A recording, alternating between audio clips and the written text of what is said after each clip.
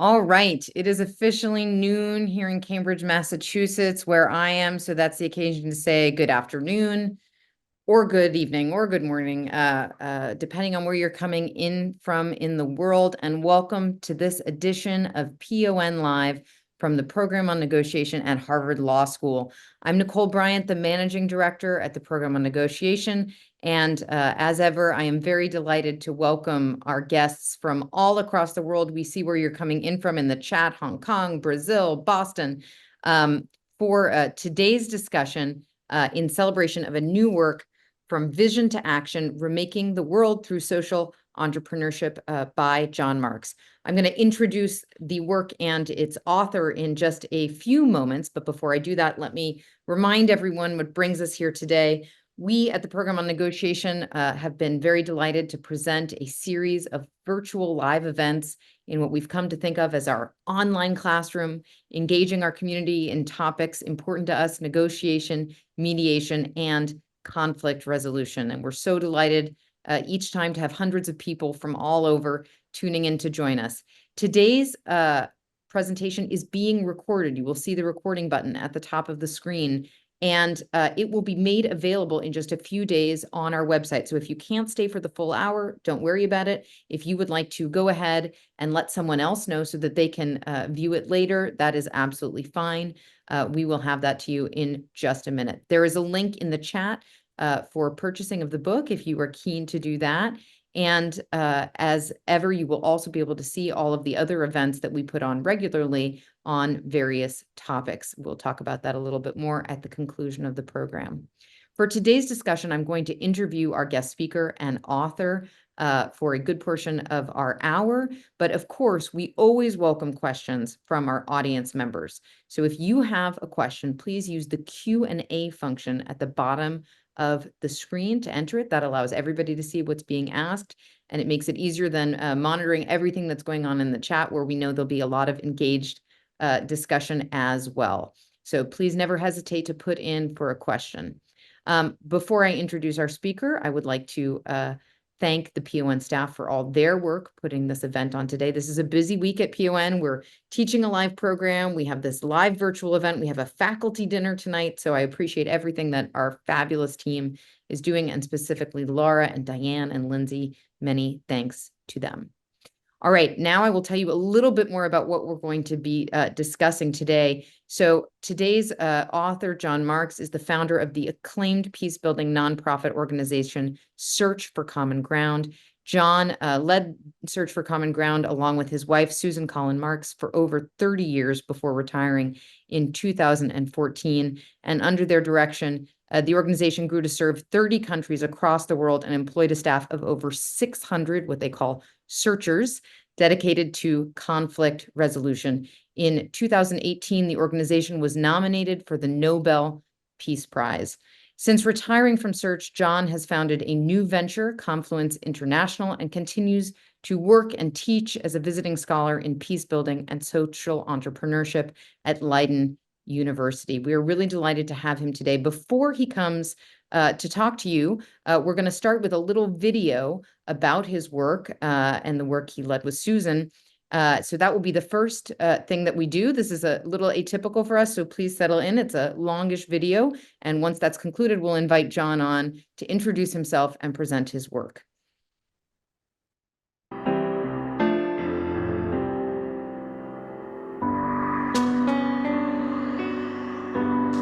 During some of the darkest days of the Cold War, John Marks had a vision that there had to be a better way to achieve a just and peaceful world. He understood that while conflict is an inevitable part of the human condition, violence is not.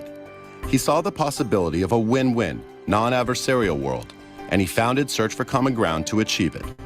Let me tell you a little about John, who has not always been a peacemaker. He first worked as a Foreign Service officer, including a spell in Vietnam during our war there. He was, like so many others, disillusioned by what he saw, but he wasn't discouraged. I met John during his journalism career, and then I watched in awe when he switched from provocateur to peacemaker. He started Search for Common Ground in 1982 and has tackled many problems, but he's always aimed for the big prize. Our focus tonight is on yet another aspect in the extraordinary evolving relationship between the United States and the Soviet Union. If you find it difficult to believe that the CIA and the KGB may be on the verge of cooperating with one another in the near future, your instincts are probably right. Nevertheless, high-ranking former officials from both agencies have been meeting out in California this week at a conference sponsored by the RAND Corporation and an organization called Search for Common Ground. In 1993, John traveled to Cape Town to make a television series called South Africa Searches for Common Ground. After a day's work, he went out for a few beers with his South African producer, who asked John if he were married. "I'm divorced," said John, "but I'm looking." "Looking for what?" asked the producer. "A tall, beautiful mediator," replied John. The producer said, "I know her." And the next day, he introduced John to Susan Collin. Within 30 hours, they realized that this was it. There's something about a shared vision and a shared love going together. And for us, it was when we first met each other, it was that sense of the love that we felt for each other, of course, was just overwhelming. 9 months later, they married, and Susan moved to Washington, where she quickly established herself as John's partner in running Search for Common Ground and in transforming conflict around the world.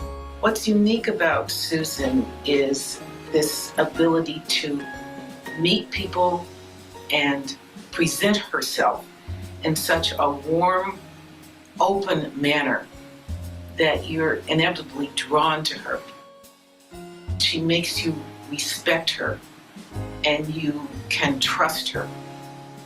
And that trust is just so important going forward in her work and in her life. Susan's also a spiritual person, and she brings that dimension to her work in negotiation, mediation, and peace building. We share a vision. We have something we can talk about incessantly. We are able to do work that complements what the other person is doing. We're able to combine the characteristics of two people, which makes us a much more powerful individual and couple. No one has done more to advance the field of practical conflict resolution around the globe than John and Susan Marks. And they've done it with initiative and intelligence, with head and heart, with passion and persistence to advance the cause of peace.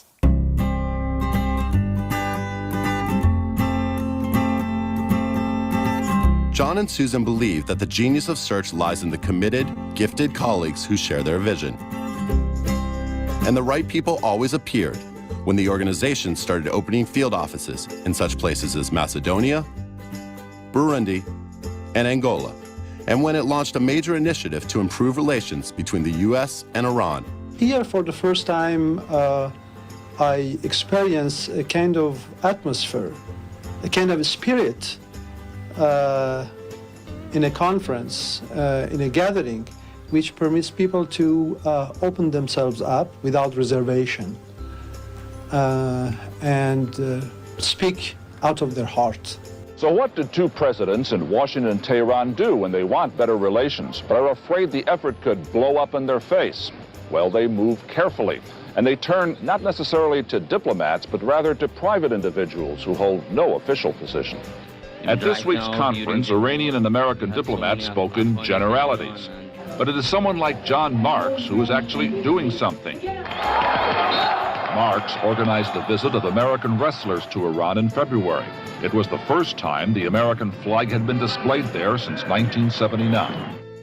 When the wrestlers returned to the US, President Clinton invited them and Search for Common Ground to the White House in order to signal to the Iranians that he wanted to improve relations.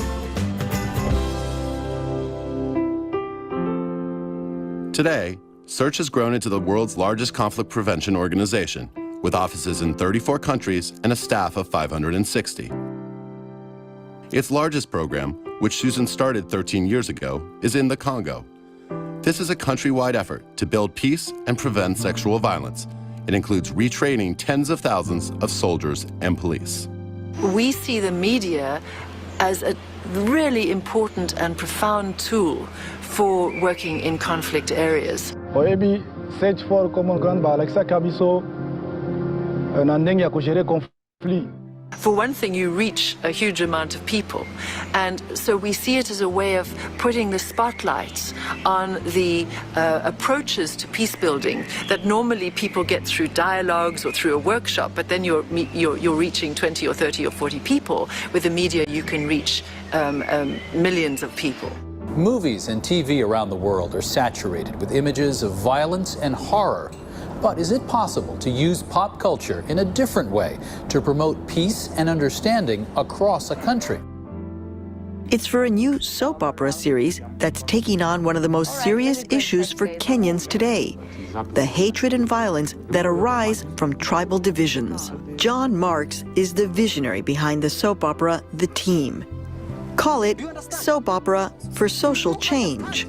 The key to peace is to be the peace we want to see in the world. And this is how we do it, by everything we think and say and do. So the answer to the question, what can I do, is such a simple one, is to live that peace every day in whatever our circle is of our lives. And in that way, we truly do contribute to peace. So given that peace is really about walking each other home in a peaceful way, about caring and compassion for ourselves, each other, and the planet, let's do it together.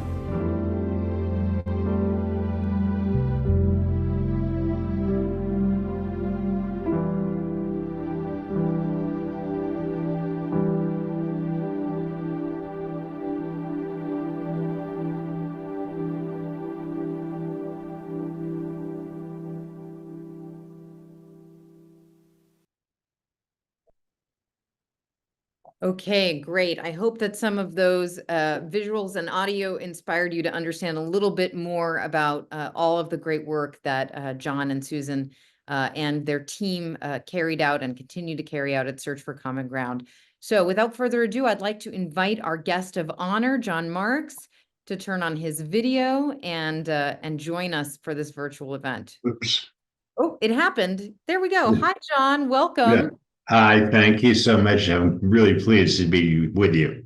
Oh, we're so happy to have you, and thank you for all that you have done around the world over the course of your career, and for writing this book to inspire other people in how they do it. So I know that the book has just come out, so I'm assuming that our participants have not all read it. So we're going to talk about some of the key themes that you go over in the course of this work. I would like to start with a comment that was mentioned in the video about how you went from being a provocateur to a peacemaker. So can you talk to us about, before founding Search for Common Ground, how your own personal journey and experiences led you to decide that this was what the world needed and that you were the right person to do it? Well, in the early 70s, I was defined by what I was against. I was acting in an adversarial way to oppose the war in Vietnam and to oppose the abuses that I saw that the CIA was committing. And I wrote a couple of books, which wound up going to the Supreme Court. And let's just say I was a provocateur against what I considered to be bad things that our government was doing. And I got to the point in my own development that I saw that the work I was doing was being defined by what I was against. And I saw that I wanted to build a new system rather than tear down the old system. And it was that little transformation, actually, that was really key for me. And I'm talking to you rather glibly about it. It only took 3 or 4 years with a nasty divorce in the middle to sort of leaven things along. Right. Well, how incredible that you were able to do that and figure out what you wanted to be. But John, did you know from the outset what Search was going to become? I mean, what was the inception of your vision? What was the first goal that you had for the organization? Well, my vision was always to transform the world from an adversarial to a non-adversarial place. How that would be carried out, I really had no idea. In the beginning, I started with US-Soviet relations, But it took, there was a nuclear threat that people were feeling very acutely, and that was motivating me. So I was trying to find ways for the United States and the Soviet Union to find common ground, if you will. But to become worldwide, I think it may have been buried in my vision, but I didn't really think it was real. Yeah, yeah, absolutely. Well, it's incredible that you were able to do this and also to do it with a spouse at your side. So the video makes clear and the book makes clear that this is not something that you did alone, that Susan played an integral part in all of your work. And I guess I'm wondering if you could speak to how that relationship propelled the organization forward. It is not easy, I would imagine, all the time to have your work also come home to the dinner table, quite literally. So could you speak to what works about being a team in both work and life? Well, about 3 days into our relationship, Susan announced to me that we were going to work together. And I initially freaked out a little bit. And it took me at least 24 hours to assimilate that particular idea. But it's worked out brilliantly. And it's something that we have in common, and we bring somewhat different characteristics to our work. Susan is more into her heart than I am. I'm more into my head, but we both can do the other. We're not deficient. It's just she's better at the hard stuff than I am. And that's made a huge difference with Search because we were able to do things that went well beyond. The whole was much greater than the sum of our parts. And so it's worked. And, we've had our moments, but really for 30 odd years, we've been together and we're doing very well. Thank you. I'm very, very happy to hear that. It's very inspiring. I would like to know social entrepreneurship, right? There's a moment in the book when you describe realizing that this is the term that you need to use to talk about yourself. Can you talk through how you came to, don the mantle of a social entrepreneur, and for the uninitiated, what we should think of that as being? Well, social entrepreneurship is being willing or able to start new ventures, but not for a business profit, not for money, but to change the world in a positive kind of direction. And that was the methodology I used. Most people in the conflict resolution field, or the overwhelming majority, are sole practitioners or people who work alone. And I saw that in our case, at least, we needed a whole organization in order to change the world. And 600 people may seem like a lot of employees, but it's very small in terms of trying to do a global effort. And it was just very important to me to be able to organize enough organization to be effective in the 30 odd countries where we were working. And that was the key. And social entrepreneurship is essentially a methodology. You could use it in environmental cause, in a justice cause, in a human rights cause, but I used it for peace building and conflict resolution. That's great. And can you talk about, you mentioned your employees, the qualities that you're looking for in somebody that you're hiring to do this work alongside you? I'm sure there are specificities with every role, but what are the things that, you would say that searchers need to have, and others who want to engage in this type of work? What are some of the things that would make somebody successful in this work? Well, I think that they needed to have their own vision, which was congruent with our vision, with the organization's vision. And they really had to care. And we never had any problem. I mean, there's so many peace studies and conflict resolution programs in the world. They used to come to us looking for internships and looking for jobs. We usually didn't have to even advertise for openings. We were overwhelmed because there's a real shortage of jobs in this field, and so many people studying. And if they had that committee, I also would ask, are you entrepreneurial? No one ever said no, but it wasn't true for many people. In other words, this ability to start something, to see a possibility, and to move it forward and make it real is something that some people do and others don't do so well. Really incredible. I would like to, the book is organized according to 11 principles for social entrepreneurs. And each principle has a chapter dedicated to them. So the first thing I would like to do is share those principles with the audience. Could we get that slide up? Thank you so much. About these principles, and John, have you briefly talk through them one by one. So the first, start from vision.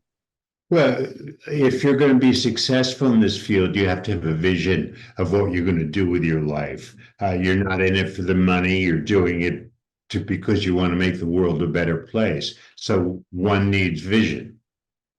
Change the slide, please. Yeah, next. Okay.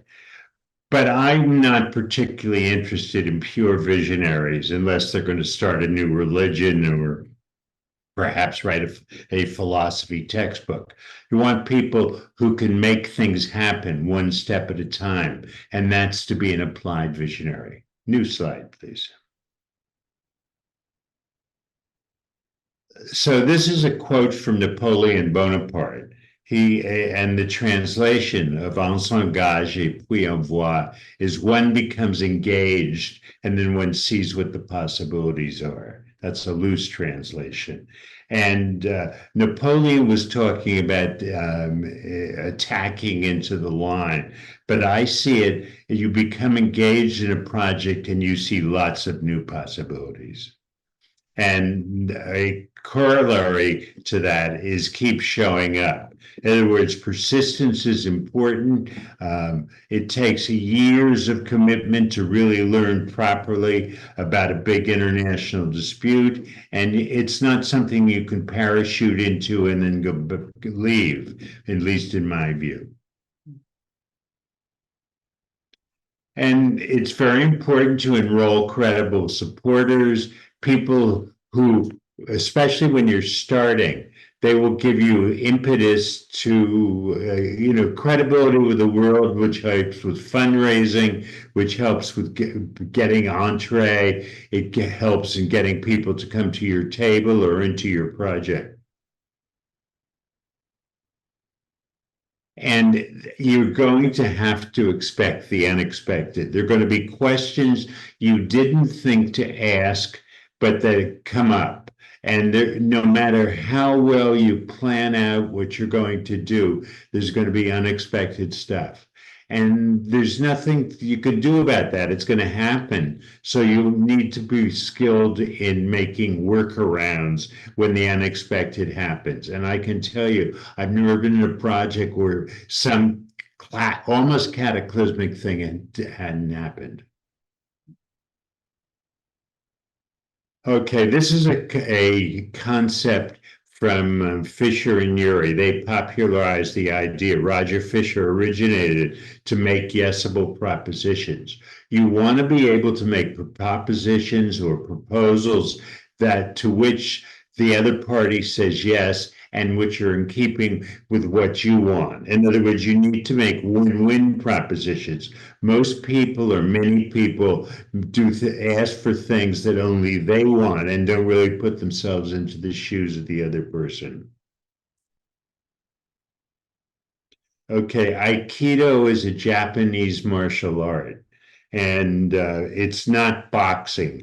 In boxing, if an attacker comes at you, the idea is to knock him usually back on his rear end and to reverse his energy flow by 180 degrees. In Aikido, you accept the energy of the other person and you divert it by 10 degrees or 20 degrees to make both of you safe. And to my mind, that's the physical metaphor for conflict resolution. Okay, it's very important to develop effective metaphors. People are not going to accept a new reality unless they have a picture and it could be audio or written or whatever. But by having metaphors, by having good storytelling, you're able to show them what a new reality might look like.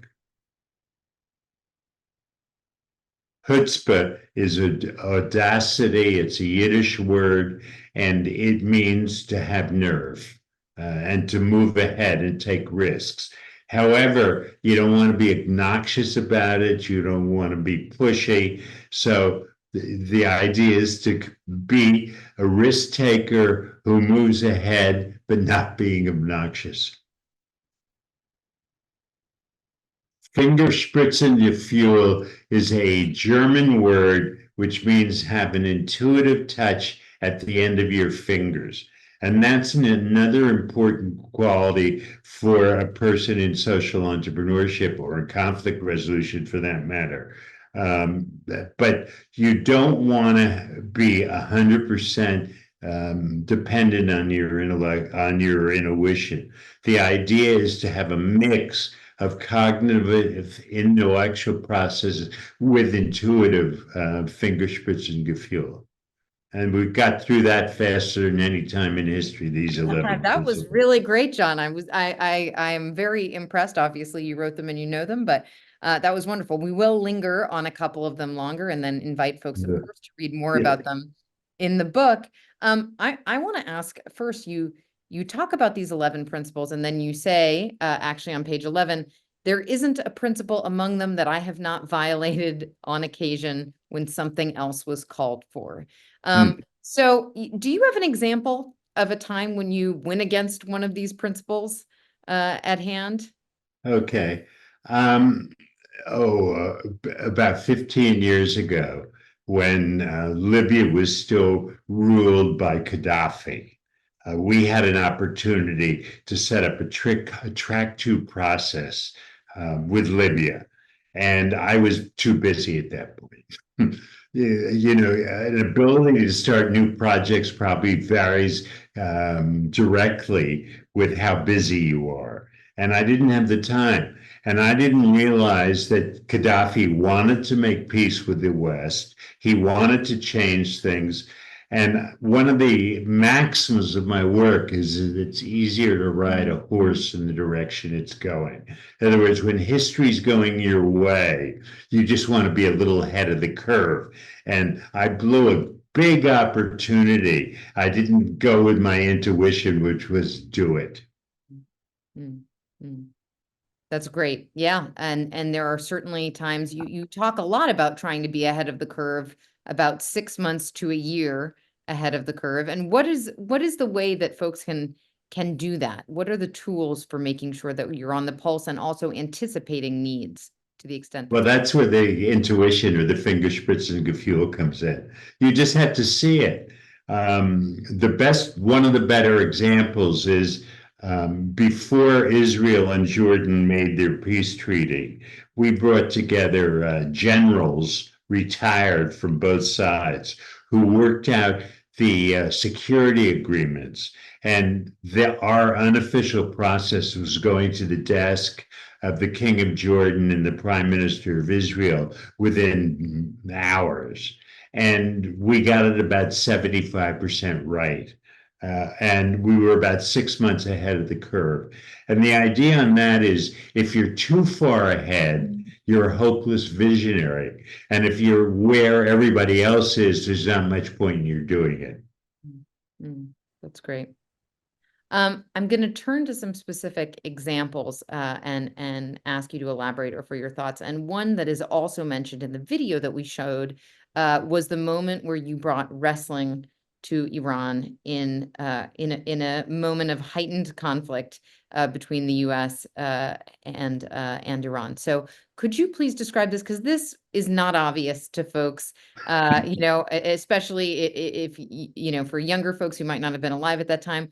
What happened? Wrestling Iran. Why was this important and what did it achieve? You mean the PON doesn't have a wrestling program? We absolutely do. They're practicing over there right now. We had been holding meetings top secret confidential meetings between high-level Iranians and Americans, retired. They weren't active duty, except the Iranians weren't really retired. And they had worked out over the course of 3 meetings a grand solution to all the problems between Iran and the United States. And that was wonderful, except neither our American nor our Iranian delegation could sell it when they got back home. In other words, they got out too far ahead. I believe this is in your field is called the reentry problem. And let's just say we blew that, and came back to Sweden where we're holding the meetings. Everyone was a bit depressed because we thought we had worked a great solution. And one of the Iranians said that maybe it's time to switch tacks. Maybe it's time for Americans to come openly and return to Tehran. And the Americans who come, who would be the least criticized, would be wrestlers. And I said, I hadn't thought of that one. But the reason it was wrestlers was the wrestlers traditionally are kind of the samurai of Iran. And the great storytellers and saga believers, and wrestling is still the most popular sport with the masses there. And I went back to the United States. I enlisted the American National Wrestling Foundation, USA Wrestling, in it. And within about 6 weeks, we were on a plane to Tehran with Olympic quality wrestlers from America. And it was a huge thing. We called it wrestling diplomacy, and the press bought that idea. And when we returned, as you saw, President Clinton invited us to the White House because he wanted to send a signal. That never happened to me before or since, but it was great. And we teed up the subject for the president, who said publicly that they wanted to use it as an indication that there would be better relations. And unfortunately, the politicians blew it, and it never happened. And that equal credit can go to both the Americans and the Iranians. Yeah. Well, this is a great example also of how the work that you do, you talk about different levels of diplomacy, right? Track 1, track 2, wrestling, right? Very different spheres that you're operating in. Can you talk about some of the advantages to those sort of back channel, more secret, or more atypical methodologies of operating towards achieving peace? Well, our basic operating methodology was called understand the differences, act on the commonalities. So wrestling was a commonality. But we had meetings on virtually every subject, from medical care to environment, and you always could find commonalities.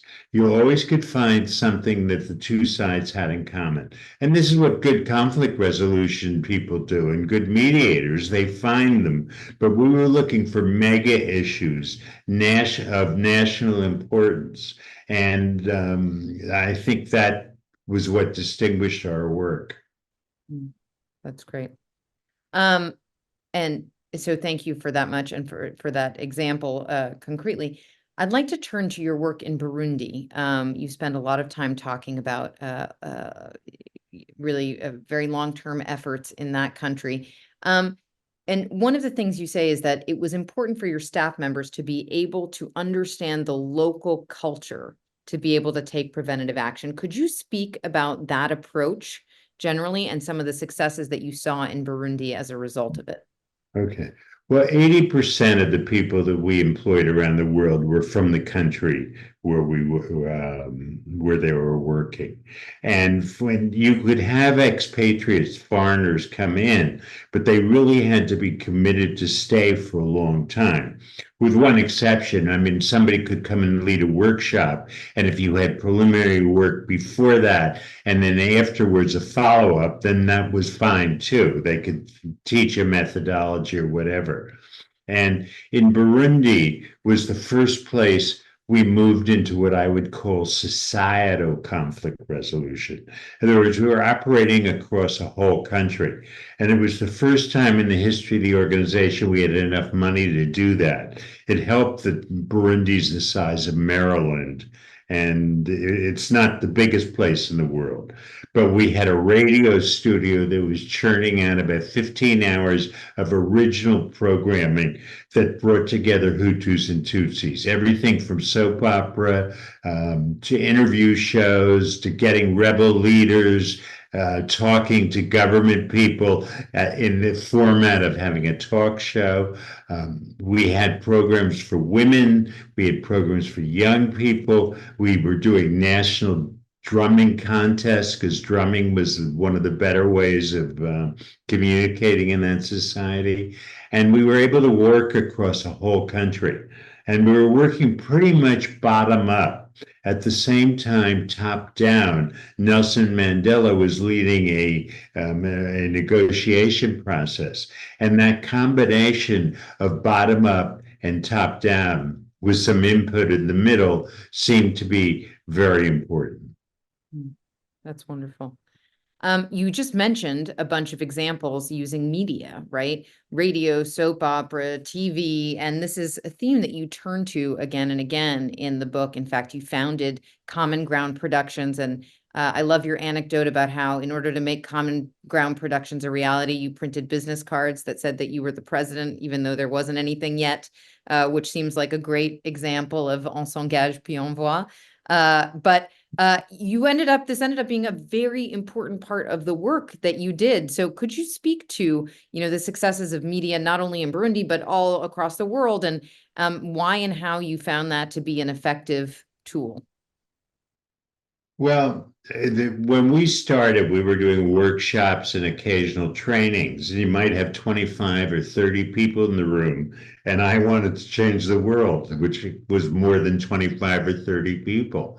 And so I figured that, I was actually moved by the ideas of A.J. Liebling, who was a press critic for The New Yorker. He said that freedom of the press belongs to those that own them.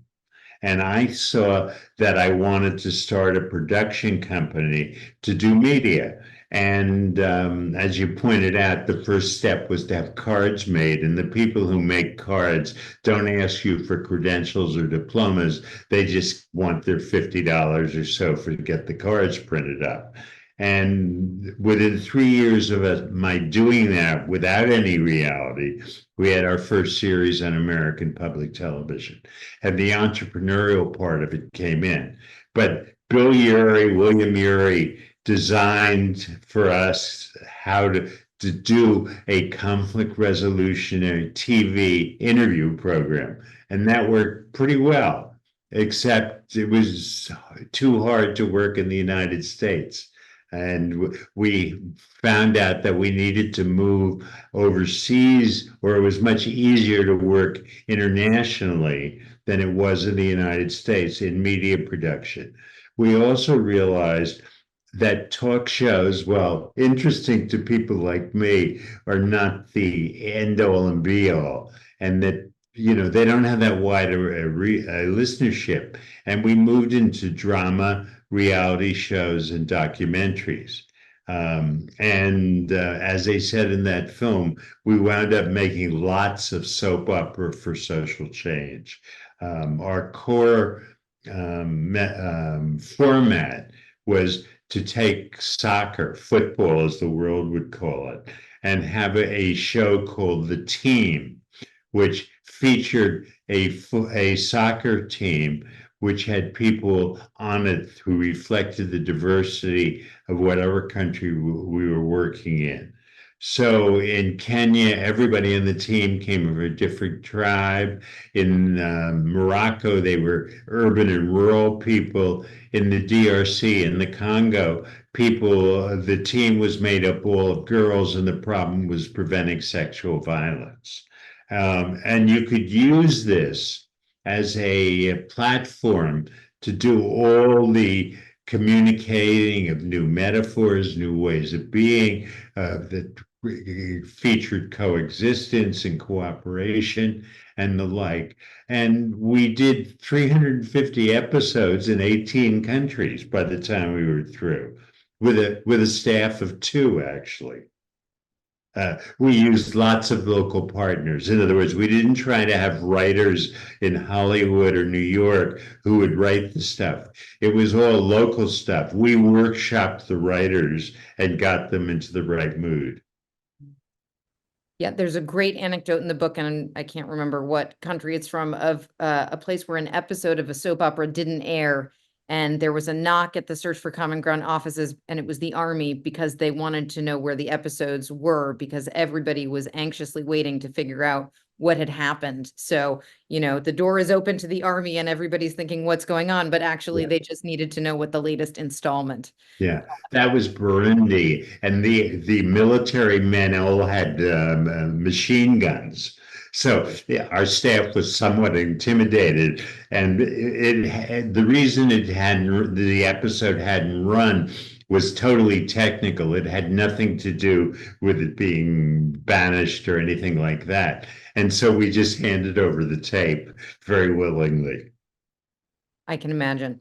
I'm going to turn now to, well, actually, no, I'll continue with that. And while also inviting everyone in the audience, if you have questions, this is the perfect time to put them in Q&A, so that we can make sure that we get to some of your questions. So we already have a first question. I'm going to ask one more and then turn to some of those from the audience. But John, you've done a lot of work in places that have seen horrific violence, horrific levels of conflict, and some of those places still have conflict in them. And I guess I'm wondering, how you think about, for example, you said that you founded Search for Common Ground in the context of adversarial US-Soviet relationship and compared it to boys with matches in a room full of gasoline. Well, now we see that there is once again an adversarial relationship, and over the war in Ukraine that is heating up. How do you view, as someone who's obviously had a lot of success but has not, completely solved all of the conflict in the places where you are, the path forward, and what advice would you give to people who want to engage in this but might feel a sentiment of hopelessness? This is one of the crosses that I bear. So often you work, even if your program is a success, it doesn't have an impact. Unfortunately, the poster child of this is the Middle East, in which I've been working for 25 years, and it's worse now than when I started. By a long shot. I mean, it's so dangerous as to be ridiculous. And the way I dealt with this was to deflect my gratification. In other words, I keyed that way. If a program wasn't going well or a region wasn't going well, I would think of the place, well, maybe we're doing something good in Burundi or Congo, even if I'm not doing it there. And that worked for me, and I didn't lose heart. But that's because I wasn't trying to confront it in direct adversarial ways. Stop doesn't work in the Middle East, I want to tell you, as much as I wish they would stop. And so it was difficult, but I don't think you found an organization called Search for Common Ground if you're not an optimist. And I'm an optimist. In the end, I think that things are going to get better. Every conflict is going to end at some point. Unfortunately, some of them go on for hundreds of years. But there's always an end. Yeah. Well, thank you for that. We have a question from Jen in the Q&A, who is asking about what kind of guidance, John, you can give to someone who is working actively on peace and looking for funding, right? For those who are thinking about creating organizations or looking for sponsorship, what are some of the general tools that you can give to people as they go looking to, get that funding, which is so necessary? And you describe lots of early struggles with Search, and having to fund things out of pocket, and being creative about who was going to pay for what. So talk a little bit about the financial piece. Well, the early years were very difficult. When you start an NGO, you're the float in the organization, and I was that.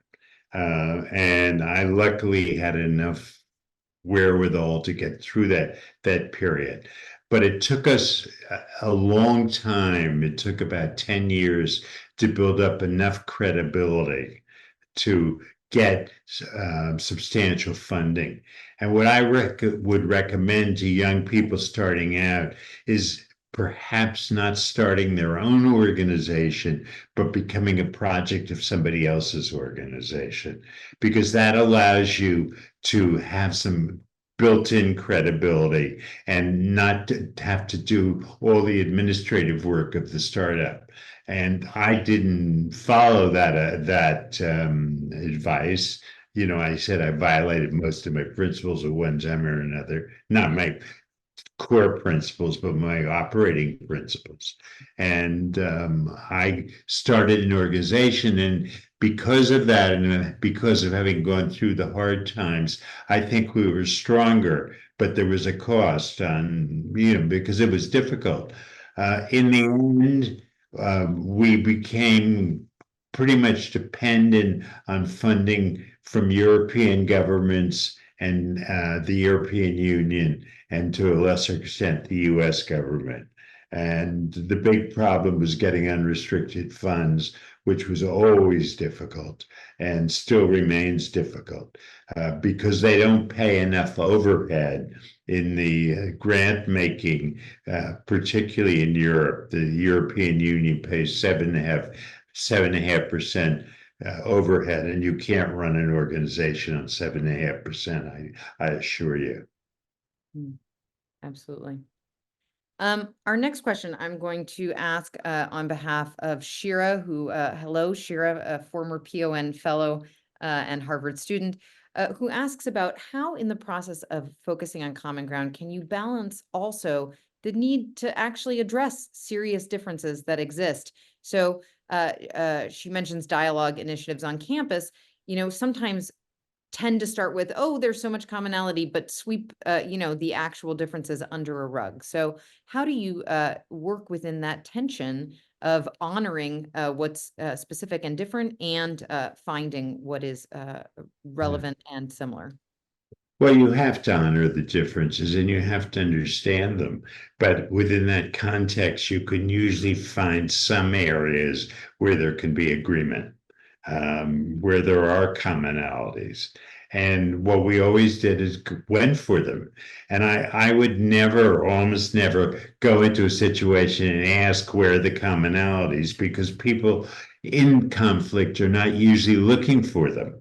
And so what we would do would bounce off both sides, ask questions, find out, what would you think of doing that? What about this way of moving forward?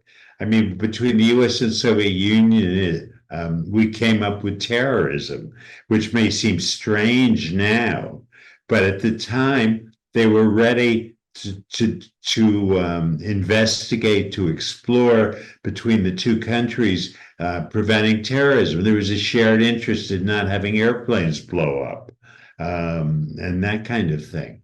So we found things even in the middle of horrendous conflicts. Wonderful. Thank you.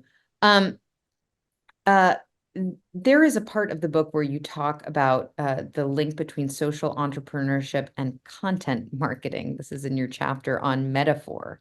Can you talk about, so this is principle 9, if I'm not mistaken.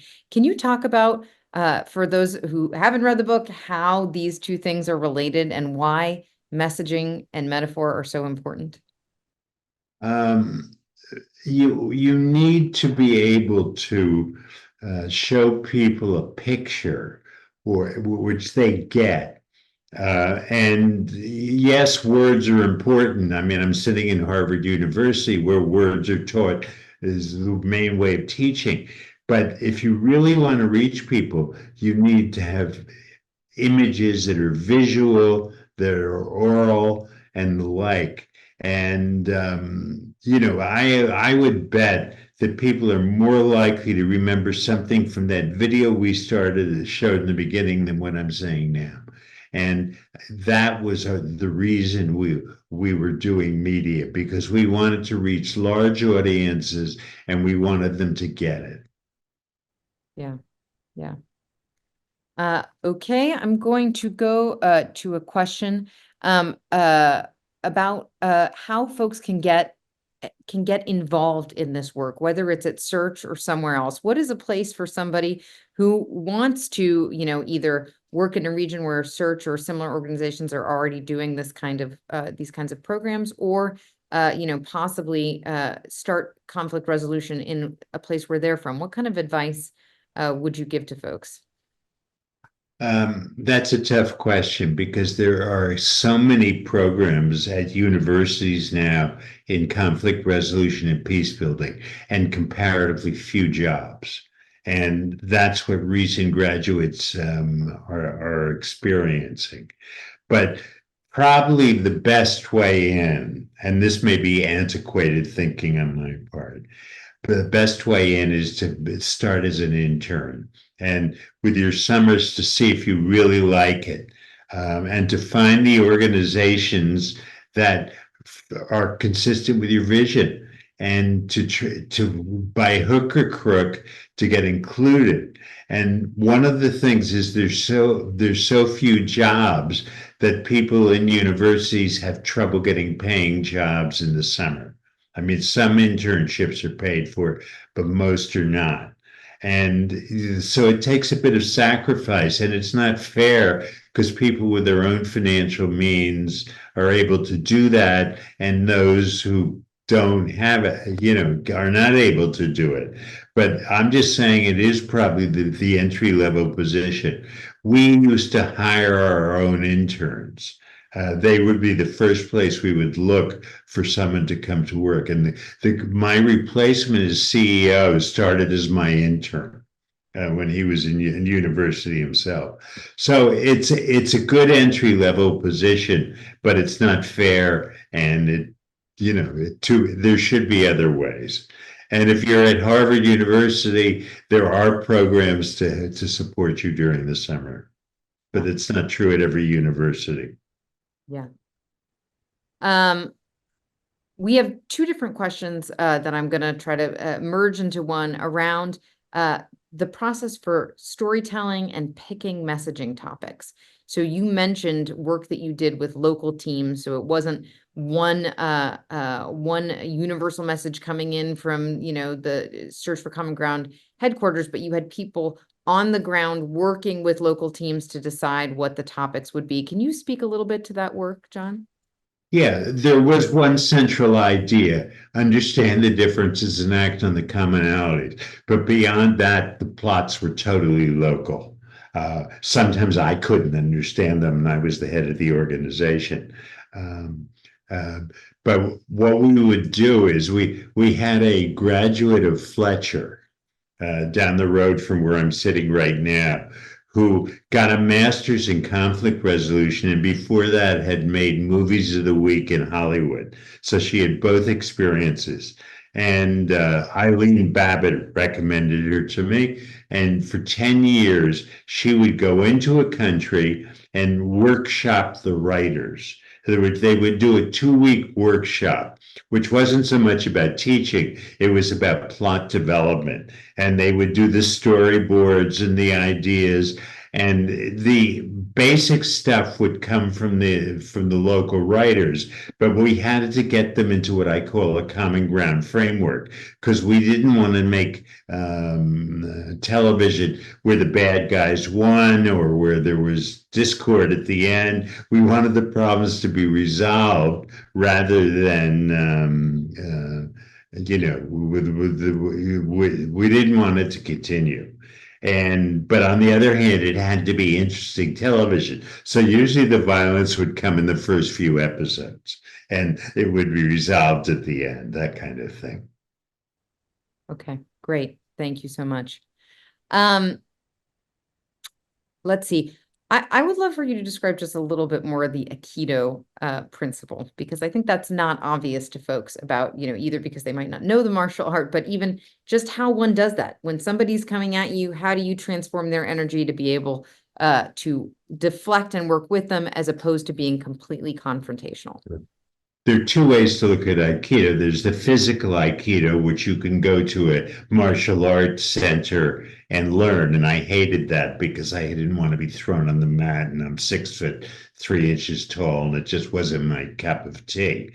But if you will, the spiritual Aikido, where you use those principles in doing your work. And it's just something you have to learn how to do.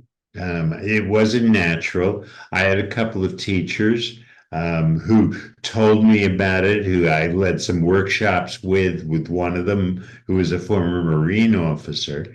And the idea is just don't confront. Don't come in an adversarial way, no matter how much you hate what's going on. It doesn't work. And there's a difference between being an advocate and being a peacemaker or a non-adversarial in your work. And if you're going to be a peacemaker, you can't say one side is wrong and the other is right, even though you may feel that in your bones. And I don't know, there's a conflict in the world where a person like me or you doesn't see that one side is right and the other one is wrong, or mostly so. But you can't come from that. And all this kind of Aikido gives you a way to hold it. It's not the end all and be all. You don't bring in people in black robes to try to solve your conflict, but it gives you a metaphor for how you hold the work as a peacemaker. Wonderful.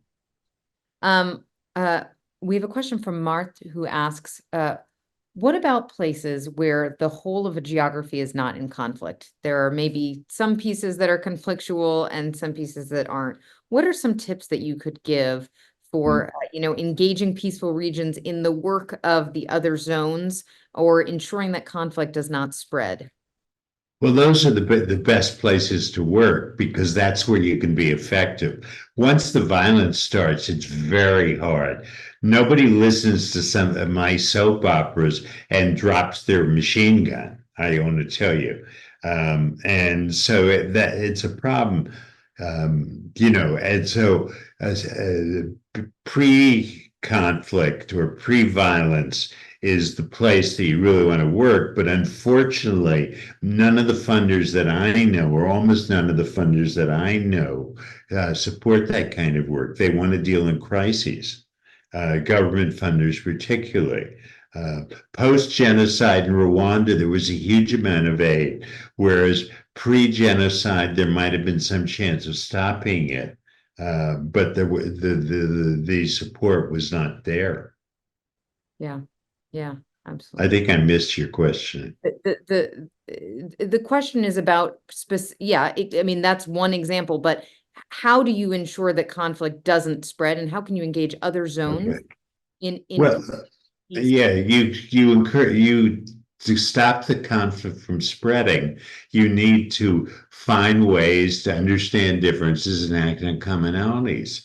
And if they could be mass ways, and you can reach your mass audience, say, through the media or social media or whatever, you're better off. Because really what you want to do is strengthen the middle, the moderates. The extremists on neither side are going to come, if there are only two sides, are going to come together. But if you can get enough people who are supportive of not having violence, of moderation, of the like, it negates to a large extent the extremists. But once the extremists sort of get in control, it's very hard to do anything. Absolutely. All right, one last question, which is around a quote. You said that at Search you wanted to avoid being bottom feeders, but nevertheless, your services were called upon when official relations seemed to be at their worst, and the world would be a much better place if there were less demand for our services. So I guess the question is, where is that tension for you on the fact that you know, you were able to do things in horrific settings, and is the goal that search, you know, sort of makes itself completely redundant, or that this work no longer exists and that everyone's out of a job? I would imagine that the answer is yes, but how do you navigate with that tension? Well, it was just the truth. And we were in no danger of becoming unemployed because there was no shortage of conflict in the world. But the world would be a much better place if there wasn't such conflict. The example I was talking about the most was between the US and Iran. And for a period of a couple of years, we were, if not the major channel between the two countries on an official level, we were at least one of the more important ones. And that was only because the two governments weren't talking to each other. Only governments can make peace. People like me can't, in my organization, can't make peace. But you know, with the US and Iran, they weren't talking to each other. And I think this policy of not talking to your foes is really misguided. Yitzhak Rabin, the late prime minister of Israel, said, "You don't make peace with your friends." Yeah, absolutely. Well, thank you, John. That's a very powerful quote to end on. And thank you so much for your time today and for this incredible work, which I encourage everyone to view. Once again, today's event will be live on our website if you'd like to review it or send it to someone else. I will signal that the month of October is going to be busy for PON. We've got 3 more virtual events coming up in this month, and many more going forward, as well, of course, as all of our programs that we're teaching both in person and online. So a big thanks to John Marks for honoring us with his presence today. A big thanks to the PON staff, and thank you to all of our participants joining in from all over the world. We're honored to have spent this hour and 1 minute in your presence. Thank you, take care, and be well.